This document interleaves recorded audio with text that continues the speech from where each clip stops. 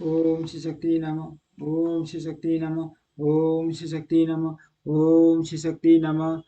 छठुट अंश छठा अध्याय सोमवश का वर्णन। चंद्रमा बुध बुध और पुरुरवा का चरित्र। मैत्रेय जी बोले, भगवान आपने सूर्यवंशीय राजाओं का वर्णन तो कर दिया, अब मैं संपूर्ण चंद्रवंशीय भूपतियों का वृतांत भी सुनना चाहता हूँ। जिन स्थिर कीर्ति महाराजों की संतति का सुयश आज भी गान किया जाता है, हे ब्राह्मण, प्रसन्न मुख से आप उन्हीं का वर्णन मुख से कीजिए। श्री पराशर जी बोले, हे हे मुनि शार्दूल, परम तेजस्वी चंद्रमा के वंशज का कर्म सर्वं करो, जिसमें अनेकों विख्यात राजा लोग हुए हैं। यह वंश वंश नहुष, ययाति, कार्तवीर्य और अर्जुन आदि अनेकों अनेकों अति बल पराक्रमशील, कांतिमान, क्रियावान और सद्गुण संपन्न राजाओं से अलंकृत हुआ है। सुनो मैं उसका वर्णन करता हूँ। संपूर्ण जगत के रचयिता भगवान नारायण के नाभि कमल से उत्पन्न हुए भगवान ब्रह्मा जी के पुत्र अत्रि प्रजापति थे। इन अत्रि के पुत्र चंद्रमा हुए। कमल योनि भगवान ब्रह्मा जी ने उन्हें संपूर्ण औषधि दिविजन और नक्षत्र गण के अधिपति पर अभिषिक्त कर दिया था। चंद्रमा ने राजसूय यज्ञ का अनुष्ठान किया। अपने प्रभाव और अति उत्कृष्ट आधिपत्य के अधिकारी होने से चंद्रमा पर राज पर सवार हुआ। तब मंदोन्मत्त हो जाने के कारण उसने समस्त देवताओं के गुरु भगवान बृहस्पति की भार्या तारका को हरण कर लिया तथा बृहस्पति जी की प्रेरणा से भगवान ब्रह्मा जी के बहुत कुछ कहने सुनने और देव ऋषियों के मांगने पर भी उसने न छोड़ा। बृहस्पति जी द्वेष करने के कारण शुक्र जी भी चंद्रमा के सहायक हो गए और अंगिरा से विद्या लाभ करने के कारण भगवान रुद्र ने बृहस्पति की सहायता की, क्योंकि बृहस्पति अंगिर के पुत्र हैं। जिस पक्ष में शुक्र जी थे, उस ओर जम्ब और कुंभ आदि समस्त दैत्य दानवादी ने भी सहायता देने में बड़ा उद्योग किया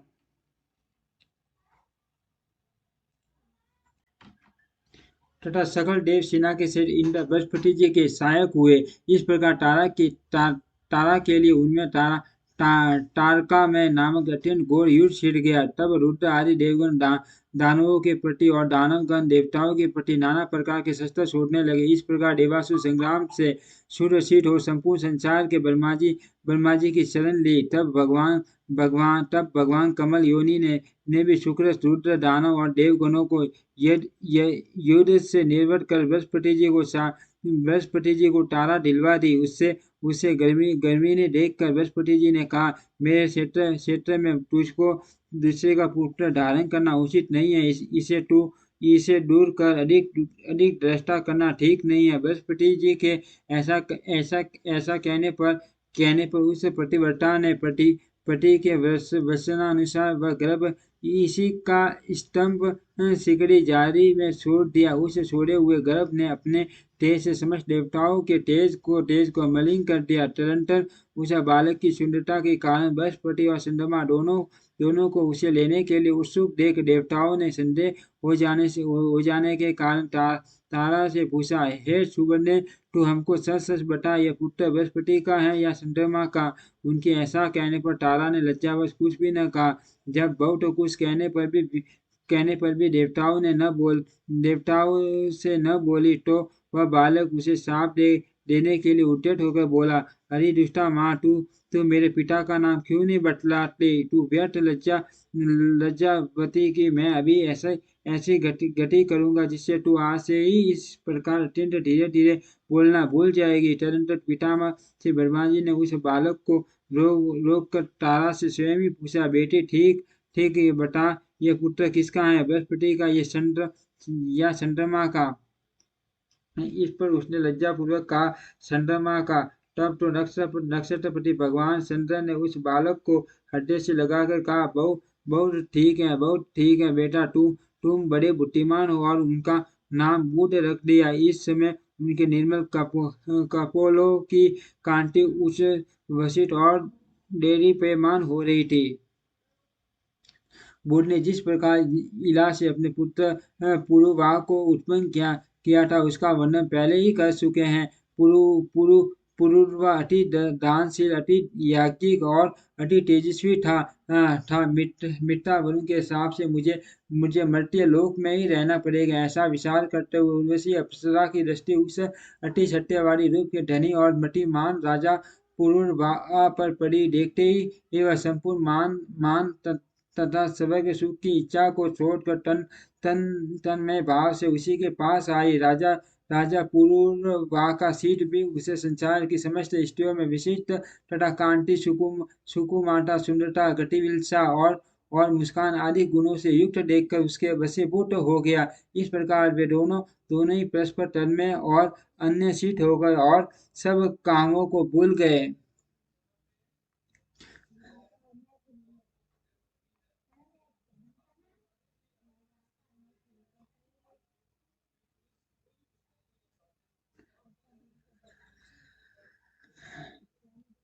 निदान राजा ने निसंकोच होकर कहा, हे हे सुरभु, मैं तुम्हारी इच्छा करता हूँ, तुम प्रसन्न होकर मुझे प्रेम दान दो। राजा के ऐसा कहने पर उर्वशी ने भी लज्जावश वह सकली से ईश्वर में कहा, यदि आप मेरी प्रतिज्ञा को निभा सके तो अवश्य ऐसा ही होगा, ऐसा ही हो सकता है। यह सुनकर राजा ने कहा, अच्छा, तुम अपनी प्रतिज्ञा मुझसे कहो। इस प्रकार पूछने पर वह फिर बोली, मेरे पुत्र रूप इन दो मेषों भेड़ों को आप कभी मेरी शैया से दूर न कर सकेंगे। मैं कभी आपको नग्न न देखने पाऊँ और केवल गर्त ही मेरा आहार होगा। यही मेरी 3 प्रतिज्ञा हैं। अब तब राजा ने कहा, ऐसा ही होगा। तदनंतर राजा राजा पुरूरवा ने दिन दिन बढ़ते हुए आनंद के साथ कभी कभी अलकापुरी के अंतर्गत शतरथ आदि वनों में और कभी सुंदर सुंदर पंचखंडों से युक्त अति रमणीय मानस आदि सरोवर में विहार करते हुए 60,000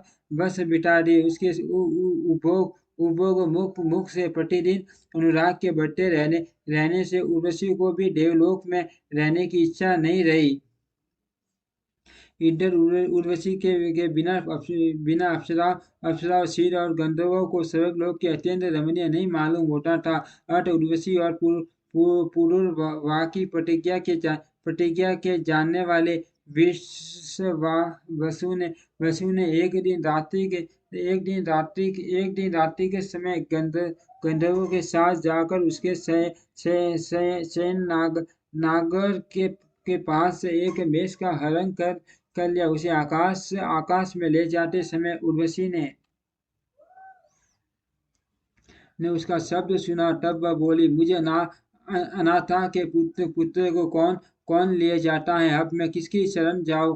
किंतु यह सुनकर भी इस भय से कि रानी मुझे नंगा देख लेगी, राजा नहीं उठा। तदंतर गंधर्व गण रुषा भी मेष लेकर चल दिए। उसे ले जाते समय उसका शब्द सुनकर भी उर्वशी, हाय, मैं अनाथा और व्रतहीना हो तथा एक कायर के अधीन हो गई हो, इस प्रकार कहती हुई वह आर्त शब्द से विलाप करने लगी। तब राजा ये सोचकर कि इस समय अंधकार है, अतः रानी मुझे नंगा न देख सकेगी, क्रोध पूर्वक, अरे दुष्ट, तू मारा गया, यह कहते हुए तलवार लेकर पीछे दौड़ा। इसी समय गंधर्वों ने अति उज्ज्वल विद्युत प्रकट कर दी। उसके प्रकाश में राजा को वस्त्रहीन देखकर प्रतिज्ञा टूट जाने से उर्वशी तुरंत ही वहां से चली गई।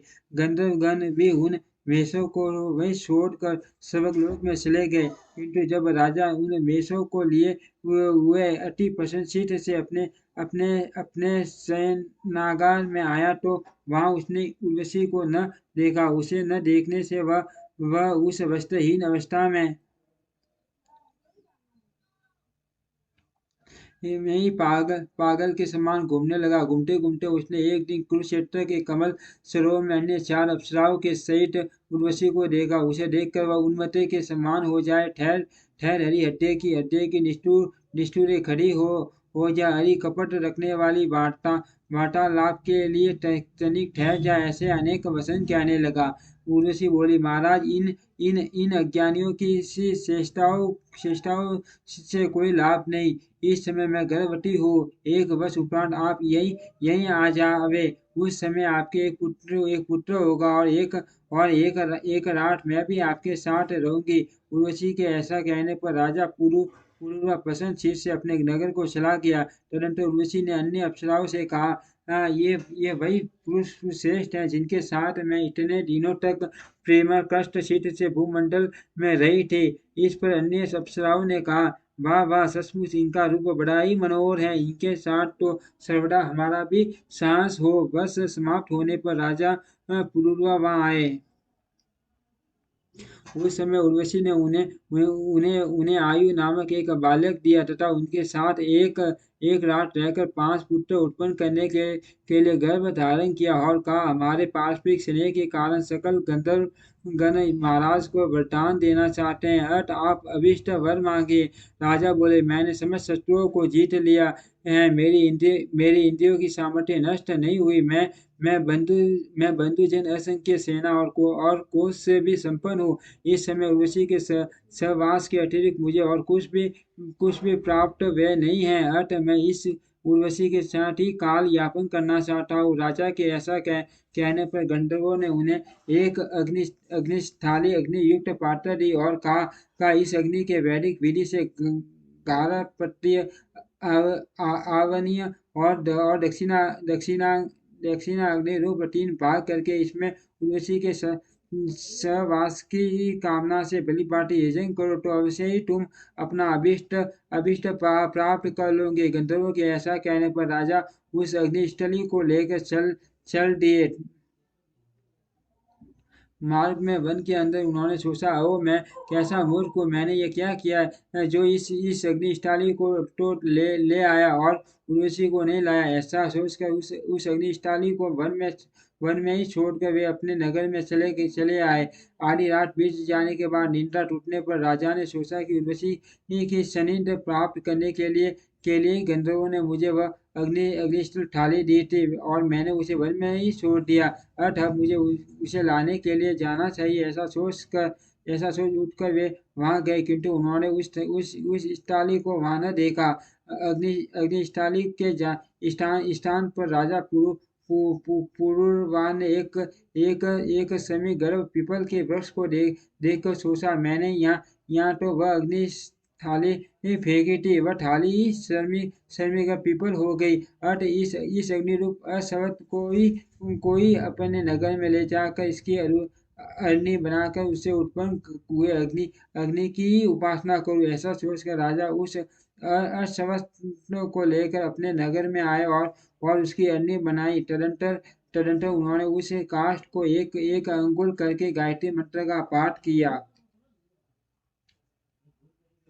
उसके पास से गायत्री अक्षर संख्या के बराबर एक अंगुली की अन्य हो गई। उनके मंथन से तीनों प्रकार की अग्नियों को उत्पन्न कर उनमें वैदिक विधि से हवन किया तथा उर्वशी के सहवास रूप फल की इच्छा की। तदनंतर उसी अग्नि से नाना प्रकार के यज्ञों का यजन करते हुए उन्होंने गंधर्व लोक प्राप्त किया और फिर उर्वशी से उनका वियोग न हुआ। पूर्व काल में एक ही अग्नि था। उस एक ही से इस मनवंतर में 3 प्रकार के अग्नियों का प्रसार हुआ। इति विष्णु पुराणे चतुर्ंशे षष्ठो अध्यायम्। ओम श्री शक्ति नमः। ओम श्री